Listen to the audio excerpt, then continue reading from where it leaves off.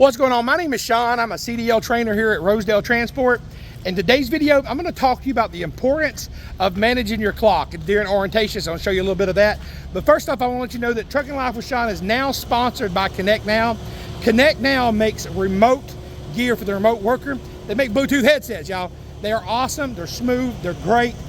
Connect Now makes everything you need, nothing that you don't. So make sure you check out the link below. That way you can get the best trucking headset out there. But I want to bring you this video. Like I said, I'm teaching orientation, and this is just part of the class of what we teach on how to manage that clock. Because if you don't manage your clock, it'll manage you. Hope this tips helped you out. If it did, let me know in the comments below, and make sure you hit the like button and make sure you subscribe.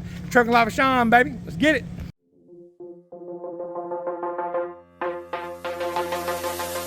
Here, he just got through orientation. We're about to do a test drive, and then he'll be done. He's done finished orientation. So now let's get it. It's Trucking Life with Sean, baby. Let's get it. So here's at the minimum, cold full.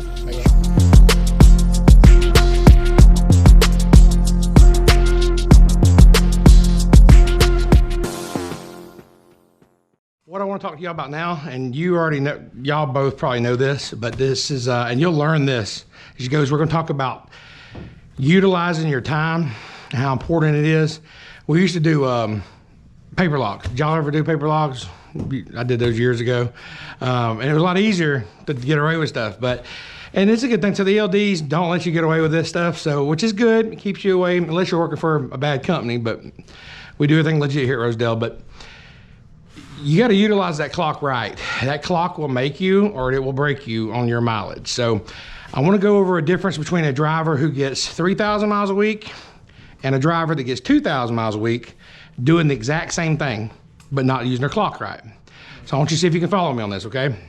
Let's say me and you leave out and we're headed to Michigan. We got the load the same exact time. Me and you take off, okay? We have the same unloading appointment at 6 a.m. tomorrow morning. We take off, we're driving. Well, we left really early. It's probably about 7 p.m. We're getting close to Michigan, and we're only 20 miles away. So me and you both, you're in your truck and my truck, we pull into the Loves together, and you say, I take a shower, you get something to eat, and he's like, well, heck, it's only 7 o'clock. At 6 a.m. in the morning, our delivery, I'm 20 miles away, I'm gonna stay here. I'm like, all right, well, I'm gonna go ahead and head on because I still got time. So I drive my 20 miles on over there, and I park, okay? I back into the dock, because I already know the dock, I go to sleep. It takes him 3 hours to unload me the next morning, 9 a.m. in the morning. I started at 6. Y'all follow me so far? Mm-hmm. It's at 9 a.m. All right, I leave then. They call me and say, your back load picks up across the street at noon. Well, I still ain't started my clock yet because it's across the street. So then at 12, I start my clock. I go over there, and I got a full clock, and I do 600 miles back. You wake up the next morning at 5:30 in the morning.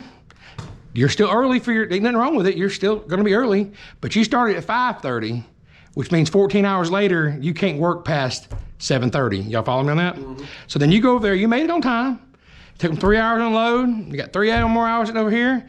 Now you don't get loaded till 12, 1 o'clock. You're only gonna be able to do 6 hours. So now you just did 300 miles. I did 600 miles. Do you follow me on that? You'll learn more when you're with John, because I know you're going out training, but how you manage that clock. So I advise you, if you can sleep at the shippers and receivers, do that. Now, not all of them we can. Some Shaws lets us, some don't, some won't let us, but you want to try to get as much of that as you can.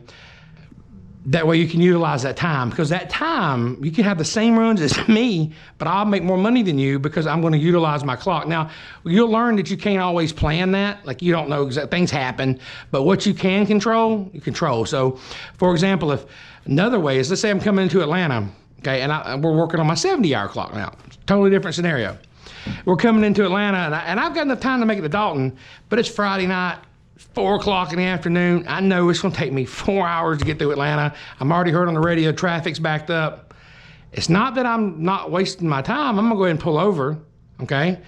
You're like, well, Sean, why are you pulling over? You still got 6 hours left in your clock. I'm gonna call it half a day because I'm gonna save my hours. Right. And now I'm gonna get up at 3 in the morning and go right through.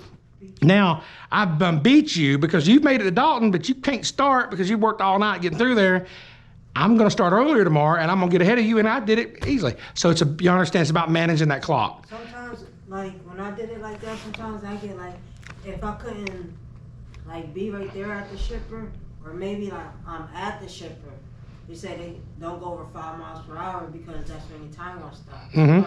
So I'll ease my way Yeah. until I back up. So now they loading me or unloading me, and my clock hasn't even started. I get that. So you got to learn to manage that clock. They call it by Mark Wendland, the guy I trained. He called it the Wicked Witch. So I'm gonna give you another example, okay? And this is something that you have to think about this for a minute. Me and you are on the way back. We're in Chattanooga. We're coming to Dalton.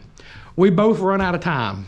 Okay, it's midnight. Okay, but we run our clock all the way to the ends. We pull into the rest area. Okay, we know we got this load going to Dalton to drop, and we're going to probably pick up something. They said they'll have us something tomorrow to keep moving. So we do our 10 hours, strict 10 hours, right? At 10 a.m. in the morning, you wake up and you say, I've done my 10 hours. I'm ready to go, and I want to get as much money as I can. You take off. Well, at 10 o'clock, I wake up. I call my dispatcher. Hey, listen, I got this load here. When's my next load pickup? Oh, it's gonna pick up here at the yard where you drop it. Okay, I'm on my way. Well, it don't pick up till 1. I'm like, oh, it don't pick up till 1. Okay, well, it's it's 10 a.m. in the morning. Well, I'm gonna wait then. I'm gonna wait 3 more hours. So now I'm taking a 13-hour break instead of a 10-hour break. It may look worse on paper, but you done started, come on down here, and now you're sitting here for 3 hours, your time's running. And then I'm gonna leave 3 hours later, I'm gonna pass you and get more miles than you. All because of 2 things. It's communication, managing that clock. So the best thing I can advise you is to communicate with your dispatcher, find out, hey, when is this place open? Can I sleep there? What's the latest I can get there? What is my next pickup? Because if you know your next pickup, you can kind of plan it with that, because we have open windows.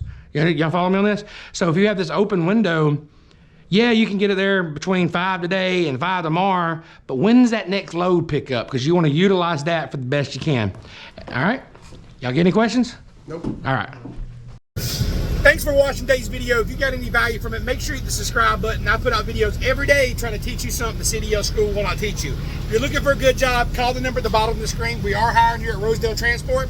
Ask for Tina, and make sure you tell her your boy Sean sent you, and make sure you put that on the application, all right? Trucking Life with Sean, baby. Let's get it.